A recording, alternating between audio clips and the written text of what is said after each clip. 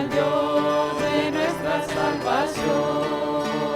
Proclamamos victoria, Jesús resucitó, por su sangre nos redimió.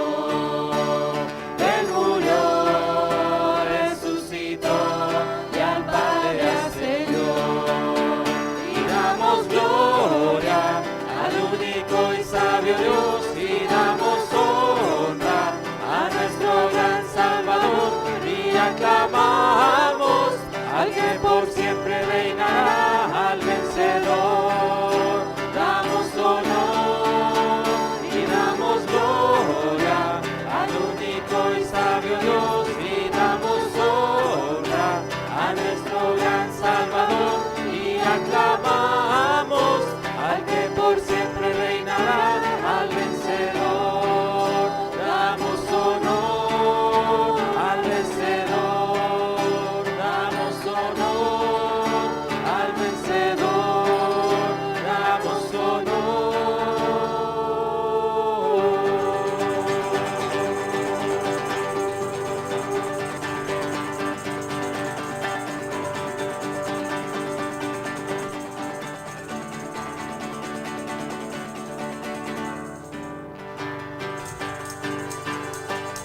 Él vive, vive, Cristo vive en mí, mi Cristo vive en mí, mi Cristo vive en mí. Él vive, vive, Cristo vive en mí, mi Cristo vive en mí. Canta aleluya, mi Cristo vive en mí, para siempre aleluya, canta aleluya, mi Cristo vive en mí. Él vive, vive, Cristo vive en mí, mi Cristo vive en mí, mi Cristo vive en mí. Él vive, vive, Cristo vive en mí, mi Cristo vive en mí. Canta aleluya, mi Cristo vive en mí, para siempre aleluya, canta aleluya, mi Cristo vive en mí. Jesús está en su templo, alábale que Él vive. Jesús está en su templo, alábale que Él vive. Alábale, alábale, alábale que Él vive. Alábale, alábale, alábale que Él vive. Jesús está en su templo, alábale que Él vive. Jesús está en su templo, alábale que Él vive. Alábale, alábale, alábale que Él vive. Alábale, alábale, alábale que Él vive. Cantaré con gozo al Señor, pues Él habita en la alabanza de su pueblo. En su nombre yo me gozaré, cantaré y me gozaré en el Señor. Cantaré, danzaré, me gozaré en el Señor mi Dios. Cantaré, danzaré, me gozaré en el Señor mi Dios. Cantaré con gozo al Señor, pues Él habita en la alabanza de su pueblo. En su nombre yo me gozaré, cantaré y me gozaré en el Señor. Cantaré, danzaré, me gozaré en el Señor mi Dios. Cantaré, danzaré, me gozaré en el Señor mi Dios. El que estaba muerto resucitó y ahora está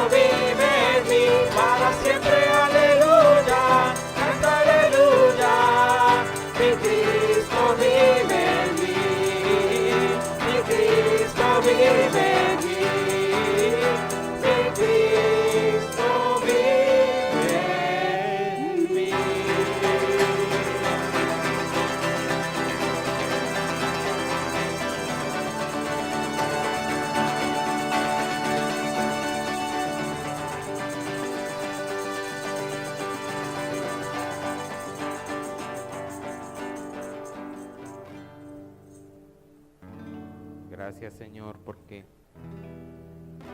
Señor, tu resurrección, Señor, ha sido para nosotros la mayor bendición, Señor. Porque dice la Escritura que si tú te hubieras quedado en la tumba, Señor, vana sería nuestra fe y que estaríamos todavía muertos en nuestros pecados. Por eso hoy celebramos que Cristo está vivo, es un Dios que está vivo.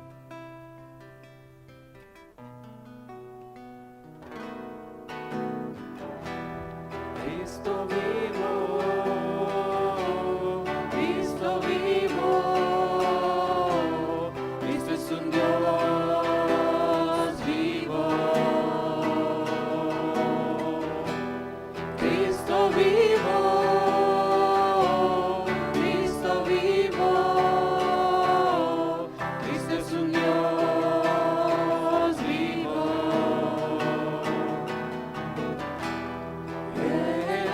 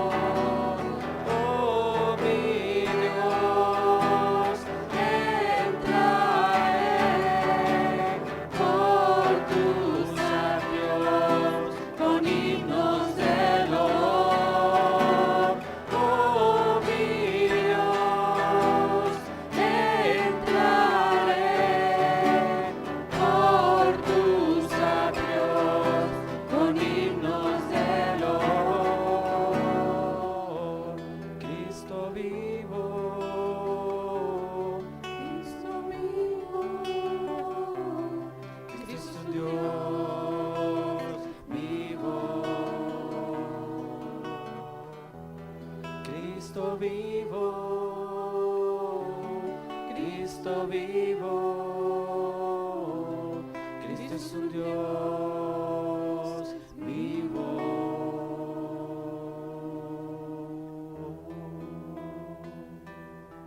Cantémoslo con el entendimiento.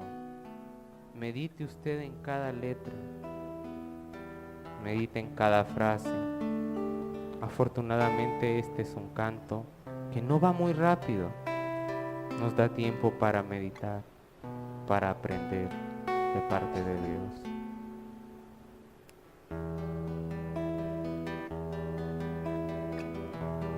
Cristo vivo, Cristo vivo, Cristo es un Dios vivo. Cristo vivo, Cristo vivo, Cristo es un Dios vivo. Él es el árbol de la vida, en él hay un buen fruto. De ese fruto el pueblo se alimenta, en él hay vida eterna. Sus hijos para siempre le servirán, contemplarán su rostro. En sus frentes está su nombre, Jesucristo es su nombre. Cristo vivo, Cristo vivo, Cristo es un Dios vivo. Cristo vivo, Cristo vivo, Cristo es un Dios vivo. Todos los justos con él reinarán, como estrellas brillarán, y la noche no más existirá, y su luz dominará. Oh mi Dios, entraré por tus atrios con himnos de loor. Oh mi Dios, entraré por tus atrios con himnos de loor. Cristo vivo, Cristo vivo, Cristo es un Dios vivo. Cristo vivo, Cristo vivo, Cristo es un Dios vivo. Oh, bendita salvación, invocaré tu nombre de todo corazón. Oh, bendita salvación, invocaré tu nombre de todo corazón. Oh, mi Dios,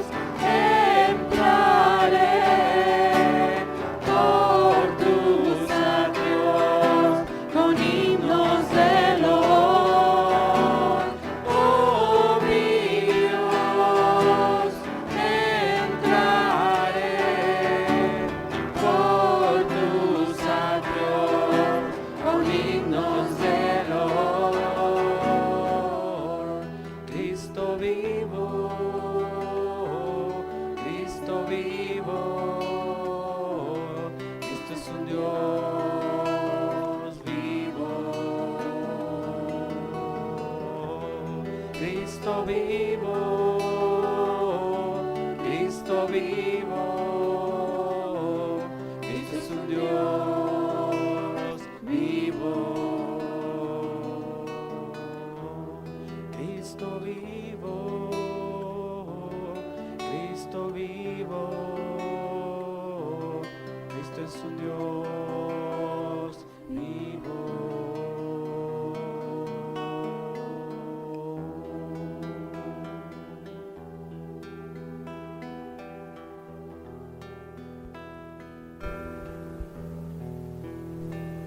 Rey de gloria, gracias por haber muerto por nosotros y gracias por haber resucitado por nosotros, porque no tenías necesidad, Señor, de ofrecer tu vida por nosotros, Señor, ni de resucitar al tercer día, conforme a la Escritura.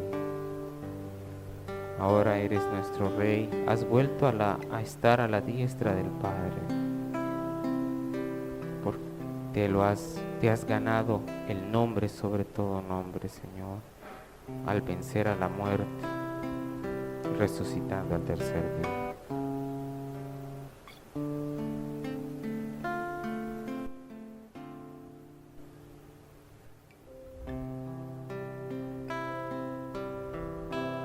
Ha resucitado,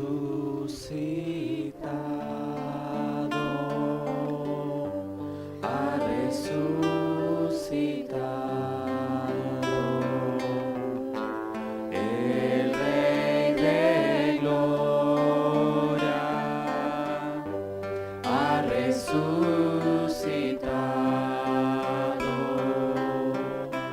ha resucitado. Ha resucitado,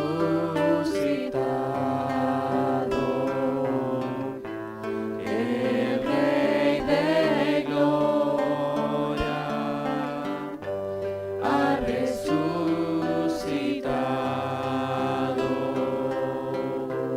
precioso Dios,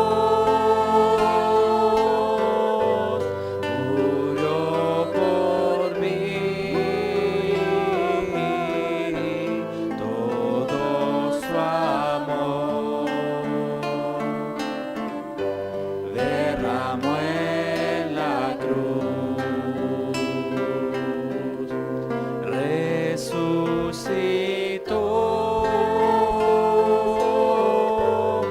murió por mí,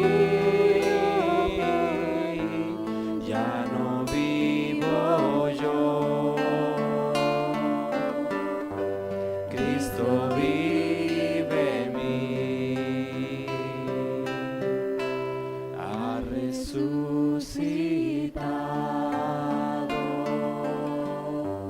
ha resucitado,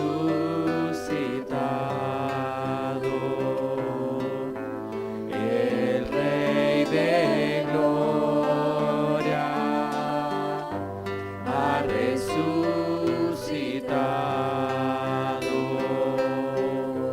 precioso Dios, murió por mí, todo su amor derramó en la cruz, resucitó,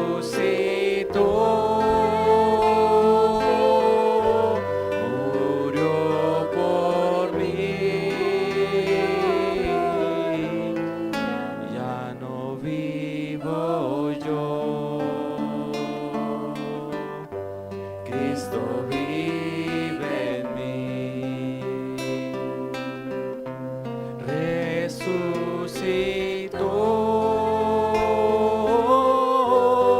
murió por mí, ya no vivo yo, Cristo vive en mí, ya no vivo yo, Cristo vive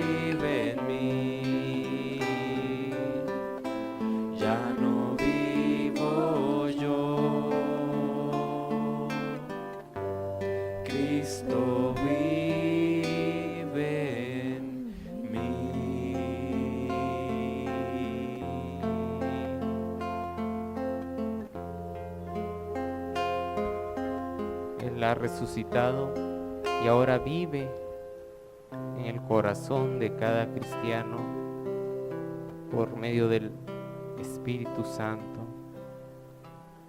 Él vive junto al cristiano y le da poder para vencer y para que sus obras traigan gloria al Padre que lo envió.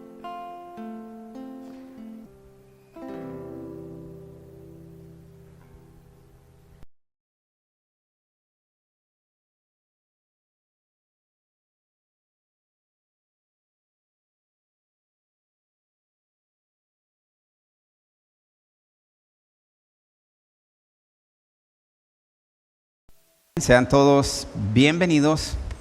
Como siempre les decimos, es un gozo tenerles acá y poder adorar y glorificar el nombre del Señor todos juntos. Así que siéntanse cómodos, siéntanse como en casa. El domingo pasado hablábamos acerca de la condición del joven rico. Una persona que vino con necesidad a Dios y Dios le atendió. Es más, la Biblia dice que le vio con amor y con compasión. Yo quisiera seguir la misma línea este domingo, solo que con otro tipo de personajes. Mire el contraste. Este hombre se fue triste porque en su corazón decidió no obedecer a Dios. Y tenía muchas riquezas. Hoy estaremos viendo unas personas que son todo lo contrario, sumidos en la miseria, pero que también decidieron en su corazón no obedecer a Dios. Durante la prédica quizá relacionando y contrastando estos dos eventos, estos dos escenarios con diferentes personalidades. Cuando oraba al Señor, le pedía que Él que conoce los corazones, pusiera en mi corazón cómo podía seguir compartiendo este domingo la palabra del Señor. Que hay dos pecados. Bueno, hay muchos pecados, pero dos pecados que están impidiendo que personas se salven. Y estos pecados son la ingratitud y el egoísmo, o egoísmo e ingratitud. Y es por eso que hoy quisiera compartir con ustedes una historia que se encuentra en la Biblia de 9 personas cuyo pecado de ingratitud y de egoísmo les impidió también ser salvos de la condenación. Aunque tuvieron un encuentro cara a cara con Jesús, con el Salvador, pero repito lo que decía al inicio, en su corazón decidieron no obedecer al Señor. Y lo hicieron en parte como lo hizo el joven rico. Y realmente esto es lo que quisiera reflexionar con ustedes en esta historia. Y sobre todo, como tema, tengo la pregunta que salió del corazón lleno de compasión del Señor, pero de un corazón con una tristeza profunda. La Biblia no lo dice, pero yo quisiera imaginarme a Jesús sinceramente quebrantado, porque para Jesús que se pierda un alma es grave y lo sufre. En Génesis 6:6 dice que al Señor le duele en su corazón, y al ver tanto pecado en aquel entonces le dolió en su corazón, y hoy por hoy también le sigue doliendo en su corazón. Y también es por esta misma razón que cuando un pecador se arrepiente de sus pecados, el cielo truena y hay fiesta en el cielo. Pero ojo, que se arrepiente de verdad, no que pasa a hacer una oración simplemente, la oración famosa del pecador, sino que esta persona, a partir de haber comprendido el daño que le hace al Señor con su pecado, se vuelve arrepentido. Es por este tipo de personas que hay fiesta en el cielo. Así que esta pregunta que sale del corazón de Jesús es: ¿y los 9 dónde están? Y esta historia la encontramos en el libro de Lucas, capítulo 17, versículo 11 en adelante. Dice Lucas 17 del 11 en adelante: yendo Jesús a Jerusalén, pasaba entre Samaria y Galilea, y al entrar en una aldea le salieron al encuentro 10 hombres leprosos, los cuales se pararon de lejos y alzaron la voz diciendo: Jesús, Maestro, ten misericordia de nosotros. Cuando él los vio, acuérdense del joven rico, también lo vio con compasión. Cuando él los vio, les dijo: id, mostraos a los sacerdotes.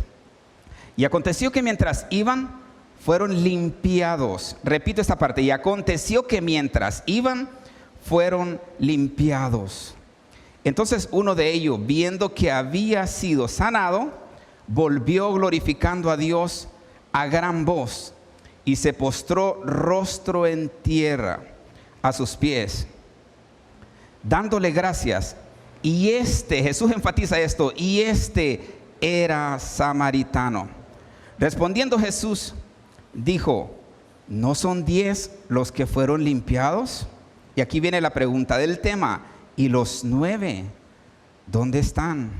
¿No hubo quien volviese y diese gloria a Dios, sino este extranjero? Y le dijo: levántate, vete, tu fe te ha salvado. Tu fe te ha salvado. Para que podamos entender un poquito el contexto donde estamos, quiero mostrar esta imagen. Para que ustedes lo anoten, en el Evangelio de Juan, capítulo 11, versículo 54, dice que Jesús había tenido que salir a una ciudad llamada Efraín para huir de los principales líderes, que también eran las autoridades de Jerusalén, porque después de la muerte de Lázaro procuraban matarle, y no solo a él, también después de ese momento procuraban también matar a Lázaro, porque se había convertido en un testimonio sin hablar prácticamente. Era un predicador que no hablaba. Donde Lázaro llegaba decían: este es el hombre que Jesús resucitó. Entonces era un mensaje andante sin tener que hablar. Bueno, en este mapa, por aquí está Jerusalén. Después de que intentaban matarle, Jesús se trasladó a una ciudad llamada Efraín. El caso es que lo que yo quiero realmente mencionar con esta gráfica y con este mapa es la frontera entre Samaria y el distrito o la región de Galilea. Galilea era todo esto que ustedes ven acá, y Samaria es todo esto que ustedes ven por acá. Jesús estaba predicando en toda esta región de Galilea. Cuando le llega el momento de ir a Jerusalén, los días previos antes de su crucifixión, es que sucede esta situación. Y esto, lo demás que he puesto, es para que se hagan una idea de los caminos. Esta es una aldea fronteriza, una foto muy antigua, pero sucedió o fue tomada muchísimos años después que este evento ocurrió. Los caminos no eran fáciles. Miren al momento en que fue tomada esta foto. Ahora imagínense, qué sé yo, unos 700 o 1000 años atrás. ¿Cómo serían estos caminos realmente? Esta es una ruina, que es, esta foto sí es bastante actual, una ruina justo cerca de la frontera entre Samaria y Galilea. Esta imagen que ustedes ven acá en la esquina. El sol era, o es, porque son zonas desérticas, insoportable. Pero en estos lugares que son desiertos, en el día el sol es terrible, pero en la noche también el frío es muy fuerte. Y esto es para que nosotros vayamos teniendo una idea de este escenario donde ocurrió esta situación, donde se dio esta historia, en la cual quisiera que todos reflexionáramos. Bueno, este es el mapa solo para que se ubicaran. En esta región estaba Jesús y venía hasta Jerusalén, que creo que está por aquí. Tenían que caminar todo esto hasta Jerusalén, pero aquí se dio el evento, aquí se dio el acontecimiento. Y la historia inicia diciendo: yendo Jesús a Jerusalén, pasaba entre Samaria y Galilea. Y ya les mencionaba, por si alguien no lo anotó, Juan capítulo 11, versículo 54, para que ustedes puedan leerlo en su casa y ver el contraste. Ustedes pueden leer, si quieren, todo el pasaje de lo que ahí se dio y lo que se estaba dando y cómo tuvieron que escapar de varios lugares en este sentido. Y en algún punto de esta frontera es que estos 10 leprosos salieron al encuentro de Jesús. ¿Por qué estas personas tuvieron que hacer este sacrificio para ir al encuentro de Jesús? ¿Por qué estas personas deciden dejar sus cuevas, porque algunos de ellos estaban en cuevas, o viajar quién sabe desde qué lugar para encontrarse con Jesús? La lepra para aquel entonces era una enfermedad totalmente incurable. Aunque quizás ahora, quizás tenga nombre, yo no lo sé, y de repente es tratable y se volvió una enfermedad común como las demás. Pero para este momento, cuando alguien era detectado con lepra, era una sentencia de muerte. Y esto implica varias situaciones, porque estaba legislado en las leyes levíticas que el Señor había establecido para el pueblo de Israel, la separación total de la sociedad de estas personas. Quiero leer Levíticos capítulo 13, versículo 46. Dice, o es parte de las leyes: todo el tiempo, esta es ordenanza de Dios, todo el tiempo que la llaga estuviere en él, será inmundo, estará impuro y habitará solo. Fuera del campamento será su morada. ¿Por qué dice todo el tiempo que la llaga estuviere en él? O sea, aquí da la impresión que entonces era temporal, que se quita, pero la verdad no. ¿Por qué la Biblia lo dice en esos términos? Porque la ciencia médica, de hecho los médicos no eran como hoy los vemos con tanta preparación. Allá es que los médicos sabían curar algunas situaciones como llagas, heridas pequeñas, y sabían hacer algunas aguas ahí o algunos test especiales con los que se podían tratar algunas enfermedades. Entonces no se tenía una certeza al 100%. Cuando alguien llegaba al templo, el sacerdote o el sumo sacerdote era quien declaraba a la persona impuro o inmundo, según lo que él observaba. Ahora, él no tenía la certeza si lo que estaba viendo en realidad era una lepra. Entonces le daban los primeros 7 días de cuarentena. Si esto persistía, le daban 40 días. Si a los 40 días la lepra persistía, entonces había una declaratoria. El individuo, la persona esta, era declarado de por vida, para siempre, inmundo o impuro. Esto implicaba que la persona tenía o debía salir de su casa, dejando todas sus comodidades, dejando una comida bien elaborada, dejando su cama, dejando el entorno del núcleo de la familia. También tenía que dejar a todos sus seres queridos, no solo a los que vivían en la casa.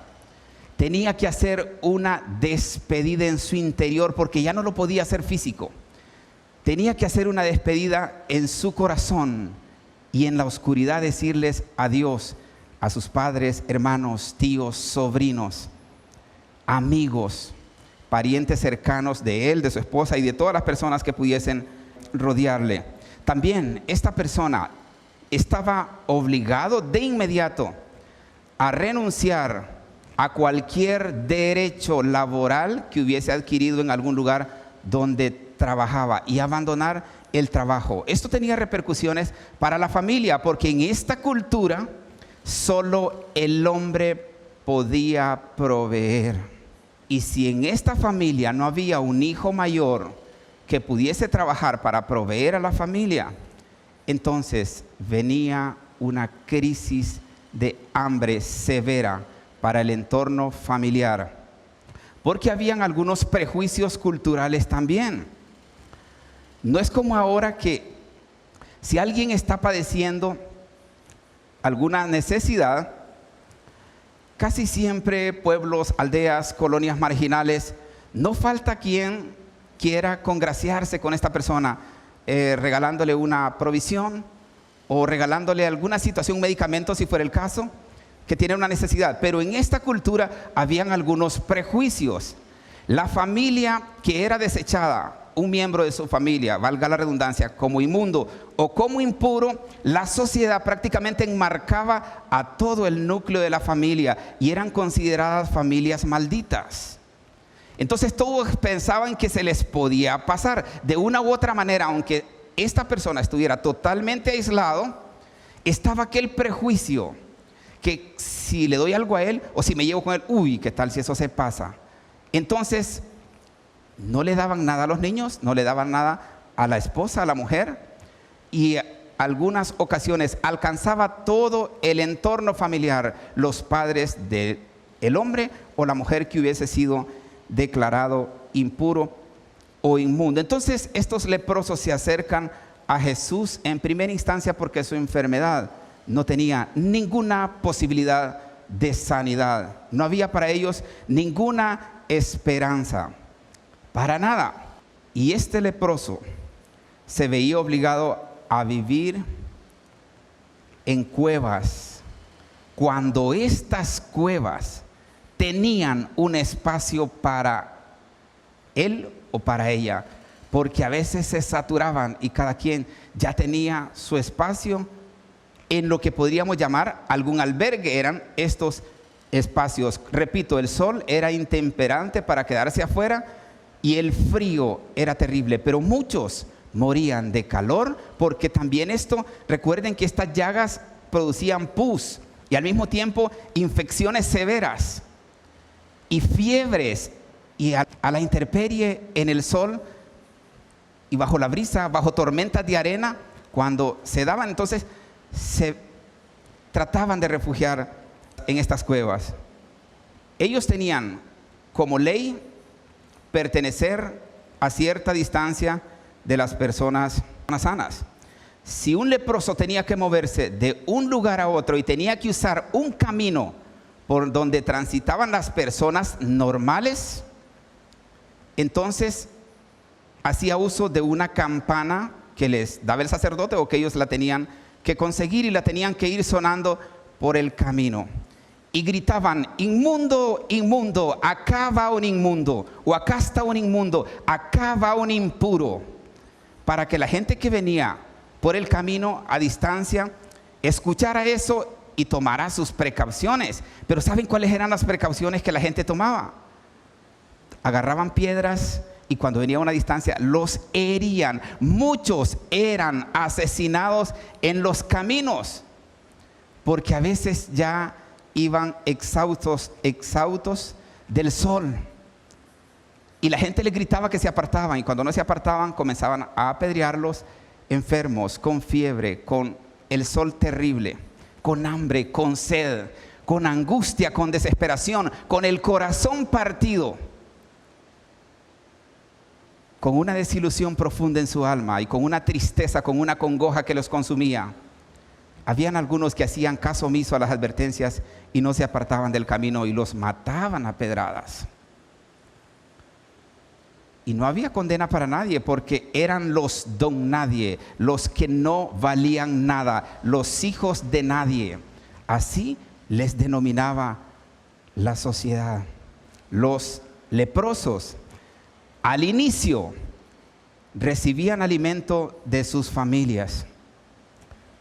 Cuando había quedado provisión en la casa, o cuando de repente, como les decía hace un momento, un hijo mayor de la casa podía proveer para seguir llevando alimento a esta familia. Entonces lo que hacían era que en unas bandejitas les dejaban el alimento en una piedra, O a veces el familiar estaba pendiente, hacía alguna seña, lo identificaban y le dejaban el alimento en aquella piedra. Quiero que ustedes sean sensibles y reflexionen conmigo.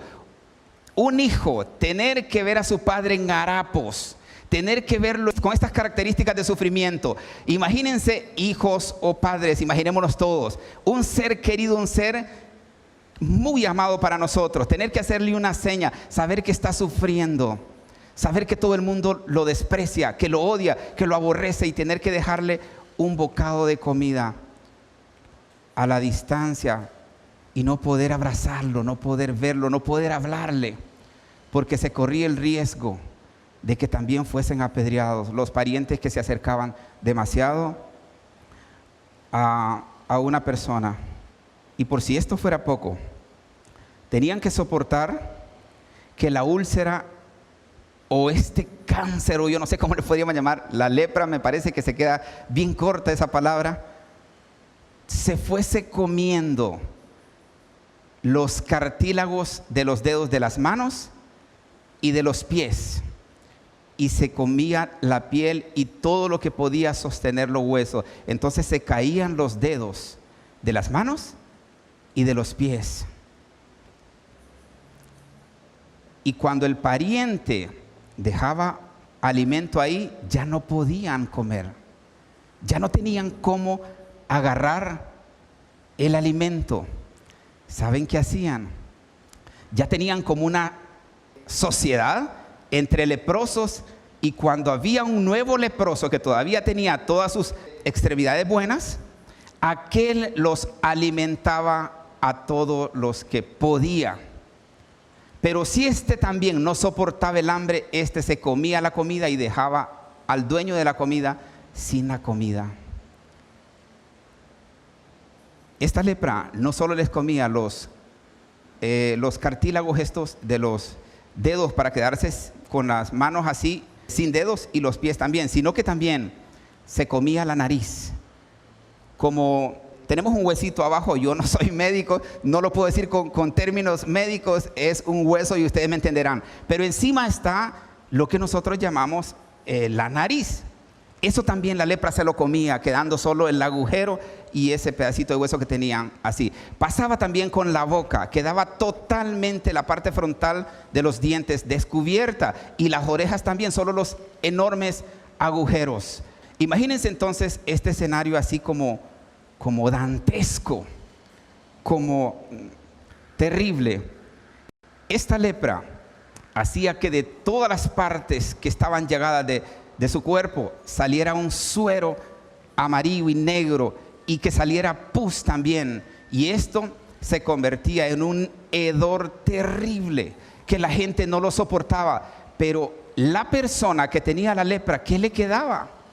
Entonces lo que hacían es que conseguían trapos viejos, harapos, y se tapaban aquella pudrición. Pero él sí tenía que soportar día y noche aquella pudrición, aquella situación. Por estas condiciones, la sociedad de aquel entonces les denominaba personas muertas en vida. La necesidad de estas personas se hacía mayor porque cuando alguien tiene una crisis económica, o cuando alguien tiene una crisis emocional o algún problema que le está afectando, le queda una esperanza: ir a la iglesia. Hoy por hoy nosotros vamos a la iglesia porque ahí está el cuerpo de Cristo y podemos ser acogidos por el cuerpo de Cristo. Para empeorar la situación de estos leprosos, ellos no podían ni siquiera acercarse a cierta distancia del templo. Los líderes religiosos les tenían totalmente prohibido estar cerca del templo, por lo que la única esperanza para estas personas era que Dios obrara un milagro en sus vidas. Es por esto que 10 leprosos, de los cuales 9 eran judíos y 1 era samaritano. Fíjense que Jesús se detiene a hacer este énfasis. 9 eran judíos y 1 era samaritano. Y es que samaritanos y judíos no tenían ninguna relación.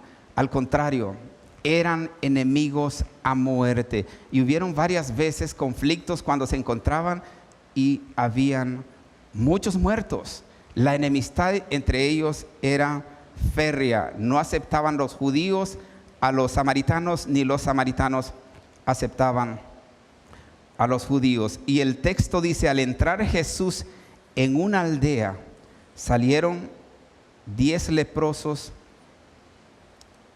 y se pararon de lejos y alzando la voz, es decir, suplicaban, daban gritos.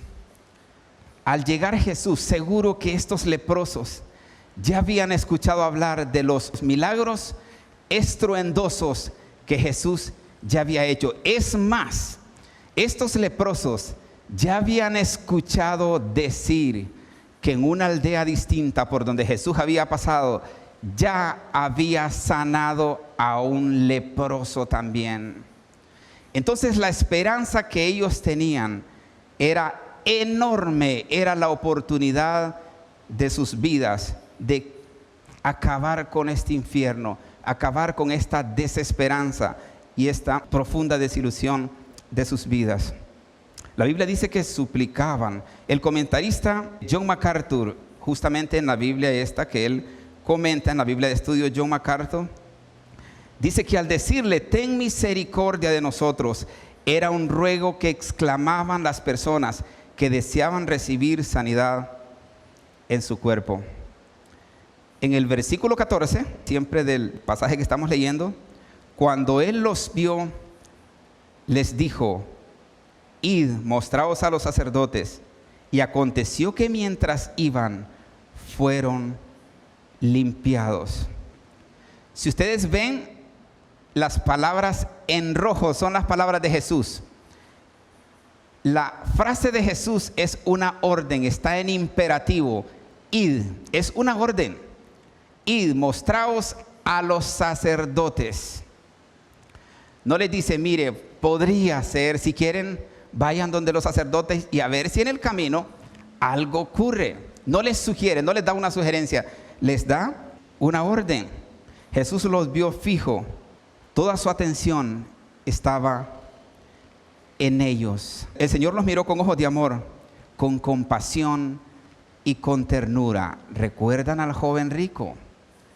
En condiciones diferentes, aquel venía con el vestuario top del momento, caro y todo, pero igual, fíjense que Jesús lo vio de la misma manera. Lo enfatizábamos el domingo pasado, cuando este hombre le dice: maestro, ¿qué haré? ¿Qué haré para heredar la vida eterna? La Biblia, antes de que él hable, dice que entonces Jesús lo vio con compasión.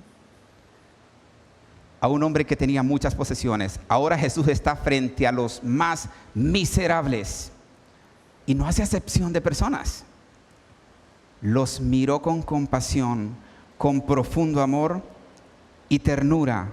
Y así como al joven rico le dio una solución que él no quiso obedecer, a estos les da una orden que estos sí obedecieron. ¿Cuál fue el problema entonces? Bueno, hacia ahí vamos. Pero antes de esto quiero enfatizar esto. Vio al joven rico con amor y con compasión. Vio también a estos miserables, leprosos. Y digo miserables con todo respeto, no con el ánimo de ser peyorativo, sino porque esa era su condición. Era una vida de miseria la que estaban viviendo. Jesús los vio con compasión. Reflexión profunda para nosotros. Jesús está en control de todas las cosas. Jesús está viendo todo. De hecho, la Biblia dice que sus ojos contemplan la totalidad de la tierra, la plenitud de la tierra.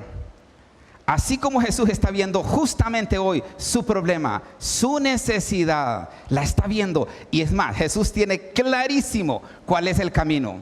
Él tiene claro cuál es la solución, solo que quiere que nosotros la encontremos con algunas pautas que Él nos va a dar para valorar nuestra obediencia. Pero así como Él está fijando sus ojos con compasión, con amor, para solucionarnos la vida, también está mirando nuestra maldad con tristeza, también para solucionarnos la vida.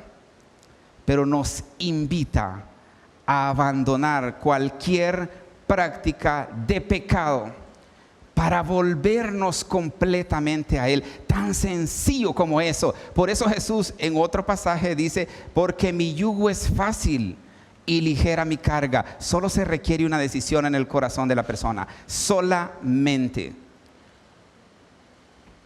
Porque quizás nosotros, viéndolo humanamente, el caminar con el Señor lo podemos ver como algo muy duro y algo casi imposible, pero es que Él ha prometido hacerlo con nosotros. Él ha prometido estar con nosotros, es más, caminar con nosotros este trayecto del cristianismo real y verdadero, y no de entretenimiento.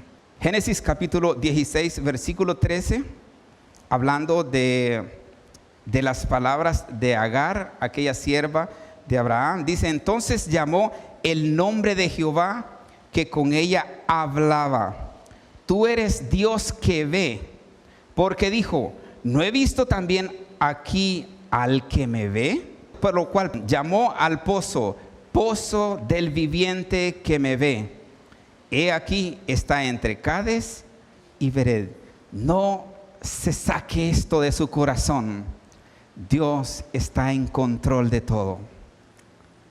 Él está viendo todo. No hay nada que se le escape. Es más, queridas personas, cuando usted está pecando, Él está ahí, con su corazón destrozado, queriendo arrebatarlo de las garras del diablo al cual usted está esclavizado, postrado y sirviendo. Dios quisiera hacerlo, pero no puede hacerlo, no quiere hacerlo. Quiere su voluntad, quiere su decisión, pero Él está en control de todo. Él está viendo. Y sinceramente hace cosas maravillosas con nosotros, las seguirá haciendo, aun cuando nosotros somos desobedientes, infieles. Pero lo triste es que esto se va a terminar y se está terminando, y eso es lo que Dios no quiere, que llegue ese momento donde ya no hay esperanza para nadie. Y demostraos a los sacerdotes, y es que el Señor, cuando da una orden, espera que todos le obedezcamos, y en realidad todos deberíamos obedecer a Jesús. Hay muchas personas en nuestro país que entienden toda la creación, que entienden que hay un Dios, que entienden que Jesús vino a morir por nosotros y que Jesús nos está esperando, pero la decisión no llega. Como el joven rico, el punto clave de tomar la decisión no se da.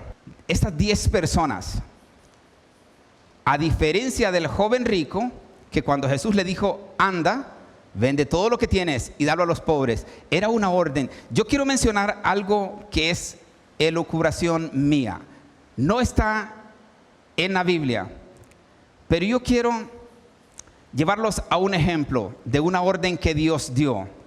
Dios le dijo a Abraham: Abraham, dame tu hijo, quiero que sacrifiques a tu único hijo.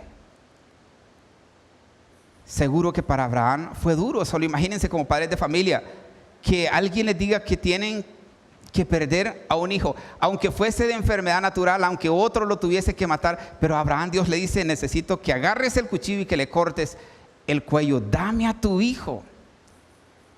Y la disposición en el corazón de Abraham fue de obedecer a Dios. Ustedes conocen la historia. Cuando él, obedeciendo a Dios, va a ejecutar la orden de Dios, Dios le dice: espera un momento, Abraham, ya entendí que me amas, ya entendí que crees en mí y que eres capaz de obedecer, por encima de lo que más amas. ¿Y por qué les digo que quiero hacer una elucubración y lo quiero aclarar? No está en la Biblia, es una idea personal, pero quiero pensar, se me ocurre pensarlo, que si este joven rico hubiese dicho, porque como Dios lo que escudriña es el corazón, a Dios no le interesaban las riquezas del joven rico, en lo absoluto.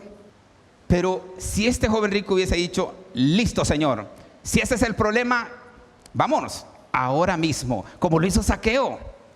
Señor, ahora mismo, si ese es el problema, yo he estado sufriendo, Señor, todos estos años, todos estos días, cuando voy al lugar secreto a suplicar tu perdón o a querer orar, no hay contacto contigo, no tengo comunicación contigo. Señor, yo no quiero seguir un instante más perdiendo la comunión contigo. No puedo, no deseo. Si esta es la solución, ahora mismo vendo todo lo que tengo y que se haga con ello lo que tú digas. Yo quiero pensar que si el joven rico hubiese actuado como Abraham, Jesús hubiese visto su corazón y le hubiese dicho que no era necesario. Aclaro de nuevo, no está en la Biblia así. En la Biblia solo dice que él se fue triste porque tenía muchas riquezas. No obedeció. En su corazón no estaba la intención, pero ni en lo más mínimo, de obedecer. A Dios no le interesaban las riquezas, pero tampoco le estorbaban las riquezas de otras personas. ¿Por qué no le dijo así a José de Arimatea, uno de los más poderosos ricos de aquel momento? A Nicodemo, que vino a él de noche, se convirtieron en fieles discípulos de Jesús. Si Jesús hubiese estado interesado en el dinero o en desgraciarles la vida a este joven rico, entonces también se las hubiese desgraciado a estos. Les hubiese dicho, miren señores, los ricos en mí, no van. Así que, por favor, vayan a vender todas esas propiedades, así como le dice al joven rico, por favor, ustedes despréndanse de eso. El problema es que el joven rico tenía una situación en el corazón. De hecho, nos queda claro que cuando Jesús le dice, los mandamientos sabes, sí, claro, desde mi juventud, pero no estaba practicando. Su corazón, su amor absoluto estaba en el dinero. Ese era el problema. Entonces Jesús quería arrancarle el problema. Imagínense que Jesús le hubiese dicho, tu problema es que amas el dinero. Anda a la casa, reflexiona, revisa todas tus cuentas y de aquí en adelante ya no sigas pensando en el dinero. ¿A dónde? Si se iba a involucrar de nuevo en los negocios, este hombre se perdía. Jesús no quería desaprovechar la oportunidad para señalarle el punto central de la falta de comunión que había entre él y Dios. Pero lo vio en el joven rico y también en estos personajes de los cuales estamos reflexionando. Jesús vio que había en ellos un grave problema. Mire el versículo 15 y 16, la reacción a estos que obedecieron la orden de Jesús. Versículo 15 y 16. Entonces uno de ellos, viendo que había sido sanado, volvió glorificando a Dios a gran voz y se postró rostro en tierra a sus pies. Esta gente solo se postraba cuando reconocía que alguien era Dios. O sea que esta persona está reconociendo de que Jesús era el Mesías. Y se postró rostro en tierra a sus pies, dándole gracias. Y este era samaritano. En otras palabras, y este era mi enemigo. Este era enemigo del pueblo y enemigo de Dios. Ahora imagínense el quebranto profundo en el corazón de Jesús. Porque dice en Juan capítulo 1 versículo 11, porque a los suyos vino, mas los suyos, o sea el pueblo de Dios, los judíos, no le recibieron. Sin embargo, él siguió su ministerio queriendo atraer los más que pudiese en el tiempo que él iba a estar. Y es aquí cuando Jesús ve que viene un hombre saltando como loco, que corría, que gritaba, y aquel regocijo terrible. Seguro que también Jesús se gozó con él, se alegró con él, y cuando lo vio postrado, la alegría de Jesús fue enorme. Pero, ¿y los 9? ¿Dónde están? La reflexión de esta pregunta va mucho más allá de identificar a 9 judíos. Estos 9 representaban a 9 personas que desde su niñez se sabían las sagradas escrituras, como le dijo el apóstol Pablo a Timoteo. Los judíos tenían como costumbre y como práctica escudriñar las escrituras. Los padres tenían varias sesiones al día en las que escudriñaban la palabra con sus hijos. Los hombres se encargaban de ir por el camino cuando se llevaban a sus hijos varones al trabajo. Iban repitiendo la ley y la iban repitiendo y decían, hoy nos vamos a memorizar el párrafo tal. Iban al campo y estaban hablando de ello, reflexionando en ello. Y cuando tenían que hacer un descanso, hacían una jornada de oración y volvían a retomar el tema. Por eso casi todos los judíos se sabían de memoria las escrituras. Así que la tristeza profunda de Jesús no solo va por identificar a 9 personas que fueron ingratos y que fueron egoístas y que vinieron solo por un interés, y cuando obtuvieron el interés se regresaron. No, va más allá. Porque la reflexión en el corazón de Jesús son 9 personas de un pueblo escogido, que Dios ha hecho con ellos grandes milagros y proezas, que Dios ha extendido enormemente su misericordia, y es más, que saben con anticipación que Jesús habría de venir. Hoy tuvieron una muestra frente a ellos del Mesías, y yo solo quiero imaginarme a Jesús quebrantado, llorando, porque hubiese querido que hubiesen regresado estos 9. Hubiese querido que hubiesen regresado estos 9. Y estos 9, si lo contextualizamos, podríamos compararlos con las personas que conocen la palabra, que se han expuesto a la palabra y que constantemente han escuchado la verdad, pero no vienen a Jesús para ser salvos. Y como mencionaba el domingo pasado, están dispuestos a hacer cualquier cosa. Si los pusiésemos a trapear, lo hacen con gusto. Si los pusiésemos a hacer cualquier cosa en la iglesia, lo hacen con gusto, excepto rendir su vida al Señor. El escritor Alfred Edersheim dice en su libro La vida y los tiempos de Jesús el Mesías. Quiero leer textualmente lo que dice Alfred Edersheim. Es posible que Jesús, comentando estos pasajes, ¿verdad? Es posible que Jesús y sus seguidores estuvieran aún en el mismo lugar en que ordenó a los 10 leprosos que se mostraran a los sacerdotes. Es posible que les siguiera con los ojos cuando solo a unos pasos en el camino de la fe la salud entró en ellos, y el samaritano agradecido con grandes gritos de alabanza se apresuró a regresar a su sanador. Ahora ya no se quedó a distancia, sino que en humilde reverencia se postró a los pies de aquel a quien daba las gracias. Este samaritano había recibido más que vida nueva y salud para el cuerpo, había hallado vida y curación espiritual. La pregunta de Jesús, si tuviésemos que modificarla para reflexión: ¿y los 9 judíos dónde están? ¿Y los 9 que se congregan dónde están? Jesús dio una orden, y quiero reflexionar con esto con mucho cuidado. Vayan y preséntense a los sacerdotes. Estos 9 judíos fueron obedientes a esto que Jesús hizo, pero el que escudriña los corazones entendió que estos obedecieron solo para su propio beneficio, para sus propios intereses, por su egoísmo e ingratitud. La Biblia recalca en la última parte de estos pasajes que leímos las palabras de Jesús después de que hace la pregunta, después de que dice: ¿y los 9 dónde están? Por un momento Jesús apaciguó la tristeza en su corazón y se repuso y se centró en este hombre y le dijo: tu fe te ha salvado, tu fe te ha salvado. Fíjense que las palabras de Jesús no es tu fe te ha sanado, porque ellos vinieron por un problema de la lepra, pero Jesús vino a buscar y a salvar lo que se había perdido. El problema del corazón de las personas era más grave que aquella lepra que la sociedad tanto condenaba. Y Jesús no le dice tu fe te ha sanado, tu fe te ha salvado, pero por consecuencia de la salvación obtuvo también la salud y la sanidad inmediata.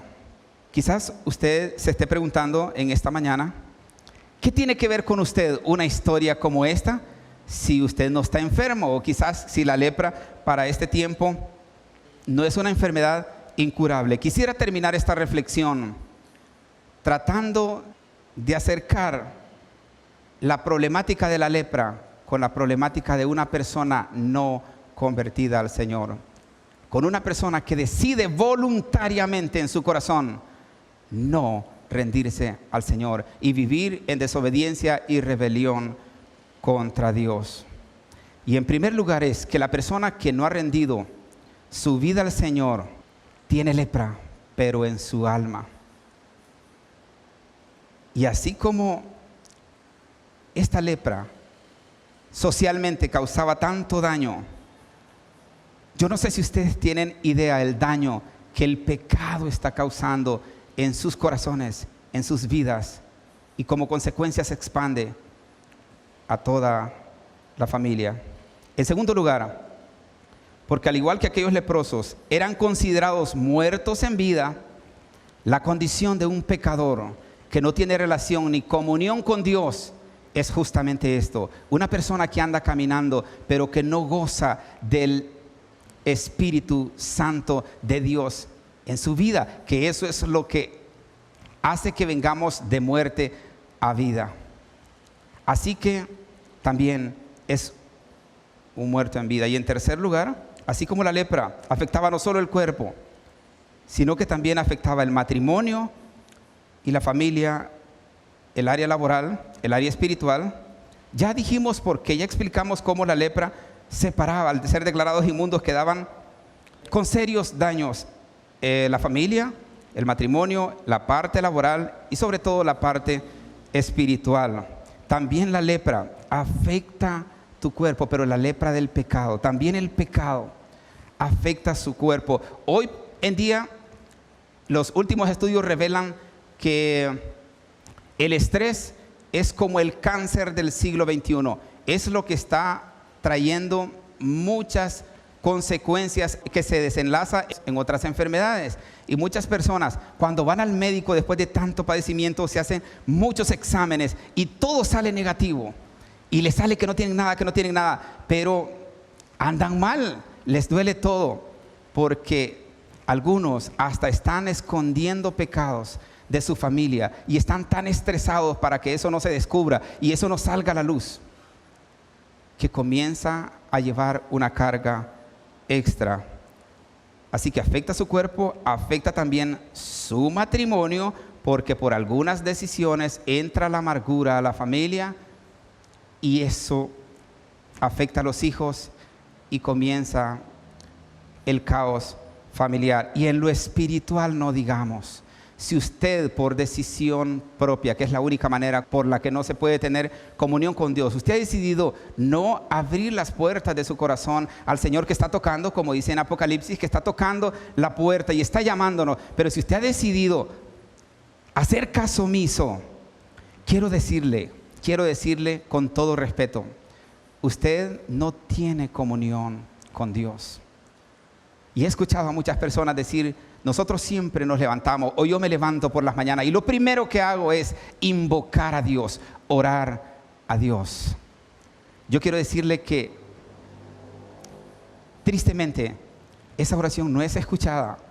Y para que lo anoten, Juan 9:31, para que ustedes lo lean en sus casas, dice: y Dios no oye a los pecadores. Y ya explicaba el domingo pasado que para ser pecador se necesita estar practicando un pecado, como el joven rico, estar abrazando un ídolo, se necesita eso.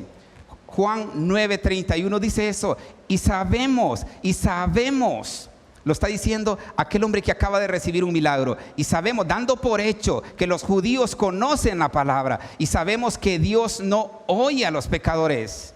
Y ese texto se divide en dos, ahí hay un punto y una coma. Y lo que sigue después dice, pero si alguien es temeroso de Dios y hace su voluntad, a este oye el Señor. Isaías 59, los versículos 1 y 2, solo para que ustedes lo busquen allá en sus casas, también deja claro, dice que la mano de Dios no se ha agravado. O sea que si Dios quiere actuar a nuestro favor, está perfectamente habilitado. Es más, lo hace todos los días, nos guarda, nos cuida, nos protege. La mano de Dios no se ha cortado, dice, para bendecirnos. Y también dice, y su oído no se ha agravado para oírnos. O sea, no tiene infección en el oído, no tiene ningún problema para oírnos. El 2 inicia con un pero. El versículo 2 del capítulo 59 de Isaías dice, pero vuestros pecados y vuestras iniquidades han hecho división entre vosotros y vuestro Dios para no oírlos. Así que también afecta tu vida espiritual o su vida espiritual, diciéndolo con muchísimo respeto. No hay comunión con Dios si usted no ha puesto su vida a los pies del Señor. Usted no puede tener comunión con Dios. Y en cuarto lugar, así como los leprosos estaban conscientes de su terrible condición a causa del tormento de la lepra, me imagino que muchos también hoy tienen mucha conciencia de la condición de su vida. Y también debe reconocer, sin el Señor está perdido. Estas personas no tenían esperanza en nada ni en nadie más. El pecador, nadie más le puede ayudar. El pastor los podrá escuchar todas las veces que sean. El pastor podrá aconsejar todas las veces que sean. Podrá aplicarles la palabra todas las veces que vengan y que quieran, y podrá aconsejarles. Pero si usted no toma la decisión, sí, nadie puede hacer nada por usted. Y así como los leprosos tenían que reconocer que ni ellos ni ninguna persona, y esto lo quiero enfatizar, porque hay hijos que se sienten tan contentos que su madre esté viniendo al culto y que la madre llegue quizás en la noche, les dé un beso y ore por ellos. Y créanme que hay muchas personas que han sido guardadas de situaciones difíciles por una persona fiel que está clamando por ellos y que está doblando sus rodillas por ellos. El problema es que cuando hay que enfrentarse a Dios, ya sea porque Dios quiere hacerlo antes de la muerte o porque hemos muerto y vamos a tener que comparecer, ahí nada ni nadie puede hacer nada por nosotros. En sexto lugar, así como los leprosos vinieron a prisa al encuentro de Jesús, sabiendo el poder que había en él para sanar, de la misma forma, usted también no solo debe reconocer su verdadero estado espiritual de pecador, sino que debe también de inmediato, deprisa, cuanto antes venir a su encuentro, a suplicarle perdón. Estas personas vinieron a suplicar que les volteara a ver y que hiciera un milagro, que tuviera compasión de ellos. El pecador, no crean que es así como se suele pintar, que solo levante su mano y diga, Señor, perdona mis pecados y ya. Hay que suplicarle el perdón al Señor, porque sinceramente toda nuestra vida hemos estado ofendiéndole. Y así como los leprosos, en séptimo lugar, vinieron a Jesús llenos de humildad, porque suplicaban. Alguien suplica cuando se siente inferior al que le está pidiendo ayuda. Vinieron con ruegos. Así también deberíamos constantemente, si usted no ha reconocido a Jesús como su Salvador, que tenga misericordia y que perdone sus pecados. En octavo lugar, así como los leprosos, no solo suplicaron misericordia, sino que fueron obedientes. Se movieron de donde estaban para ir a Jesús en primera instancia. Y cuando Jesús da una orden, no la minimizaron. Fueron corriendo. Y en este caso yo sí quisiera enfatizar un poco el estado de salud de ellos. Miren, yo casi puedo asegurar que una persona común y corriente que no haya puesto su fe en Jesús y sus ojos en Jesús, llega a una iglesia, a un supuesto líder espiritual que hace cosas como esta y ni siquiera lo atiende, como pasó con Amán y Eliseo, y la persona se va dolida, se va resentida. Puchica, ni siquiera me impuso las manos el hermano fulano de tal. Ni siquiera me miró. Jesús ni siquiera los dejó que se acercaran a ellos. Mas sin embargo dice que los vio con compasión. Y les dio una orden a lo lejos, a la distancia. Les dio una orden que fueran. Y estas personas la obedecieron y creyeron en su corazón. El problema es que los nueve se fueron para seguir su vida rutinaria que tenían anteriormente. Noveno lugar, así como Jesucristo vio a aquellos leprosos y su terrible condición, así como la vio con amor, con ternura y compasión, créanme, amigos, hermanos y todas las personas que están aquí, que nos ven y nos escuchan a través de otros medios, ahora mismo no me cabe la menor duda que su mirada está en su corazón y en su vida, y mirándolo con compasión, con amor profundo, queriendo Él más bien arrebatarlo de las garras del enemigo para traerlo a su redil y para darle vida eterna y para darle salvación. En lugar número 10 o 10º lugar, mientras Jesús dejaba el territorio de Galilea y se dirigía a Jerusalén en su último viaje, como lo miramos en aquel mapa, sus últimos días antes de la muerte ya estaban viviéndose en ese momento. Jesús caminaba hacia la muerte, hacia Jerusalén. Así como Jesús dejó Samaria, Galilea y todas estas regiones,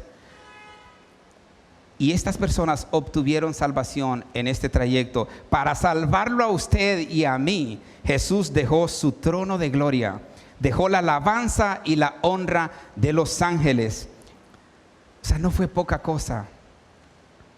Y qué triste verlo desde mi postura. Yo no morí por ninguno de ustedes, pero qué triste ha de ser para el Señor encontrarse todo el tiempo y todos los días con personas que le rechazan abiertamente y que deciden vivir en rebelión cuando Él lo que ofrece es vida eterna y el cielo, las maravillas que se disfrutarán en el cielo, versus la condenación que sí espera a una humanidad en rebelión contra Dios.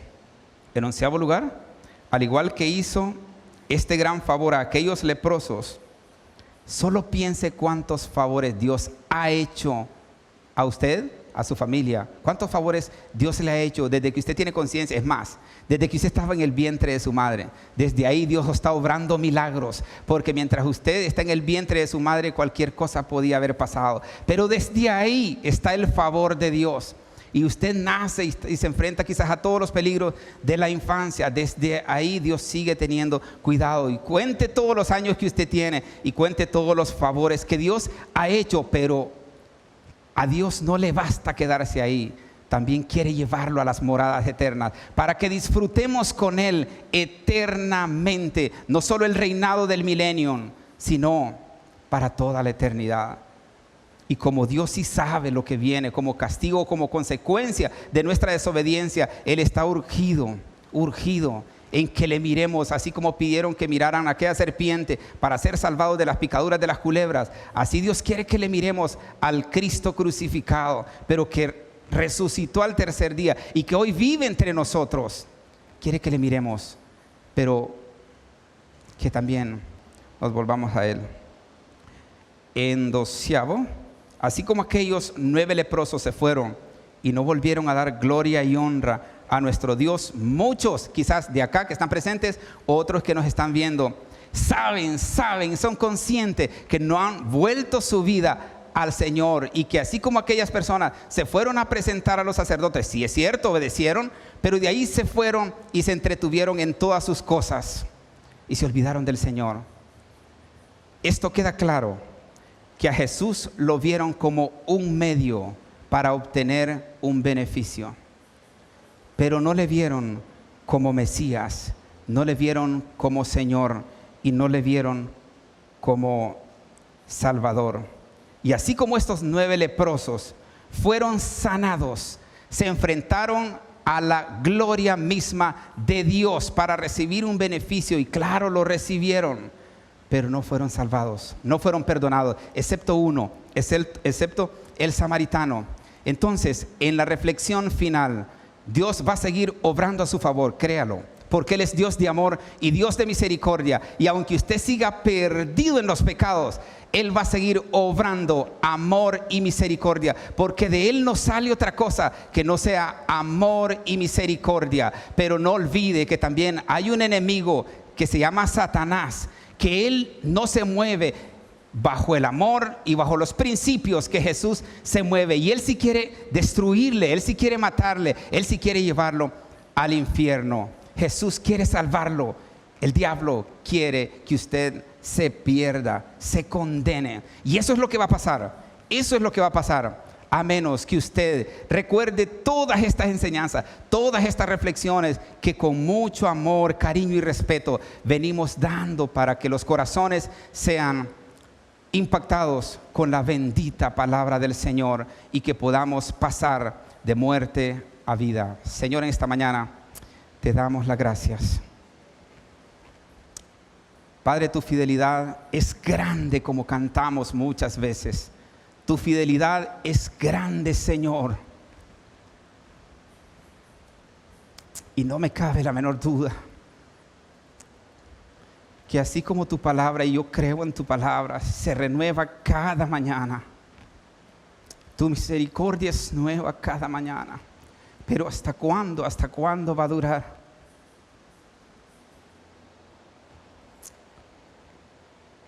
Cuando escudriño tu palabra, Señor, y veo tus obras de amor, tus obras de fidelidad y de misericordia, Señor, y tantos años han pasado y ese amor se sigue reflejando, ese amor se sigue manifestando, porque el tiempo se acorta, el tiempo de la redención se está terminando. Y si me impacta a mí, me duele a mí, Señor, no quiero pensar lo que siente tu corazón, el dolor en tu corazón, porque no quieres que ninguno perezca, no quieres que ninguno se pierda, Señor. Tú quieres que todos vengamos a salvación. Tú quieres vivir y morar eternamente con nosotros, disfrutar, deleitarte con la obra perfecta de tus manos, tu creación, el ser humano en el cual depositaste tu imagen y tu semejanza. Oh Señor, sigue obrando y sigue hablando, sigue susurrando, que estoy seguro que lo haces y que eso no ha parado. Y que eso no ha parado, pero la desobediencia es tan grande, que el diablo sigue esclavizando a muchas personas que deciden voluntariamente rebelarse contra un Dios que lo único que ha hecho es amarnos, servirnos, ayudarnos. Satanás, que se ha dedicado a hacer tanto daño a las familias, a los niños, a los jóvenes, a los matrimonios, y aún así cuánta fidelidad de muchas personas a este ser tan despreciable. Y lo triste es que la condena para él alcanzará a muchos desobedientes que hoy se niegan a volver su vida al Señor, al que lo dio todo por ellos, por seguir las míseras algarrobas que tira el diablo para atraparnos y para destruirnos. En el nombre de Jesús te damos gracias, Señor. Amén y amén.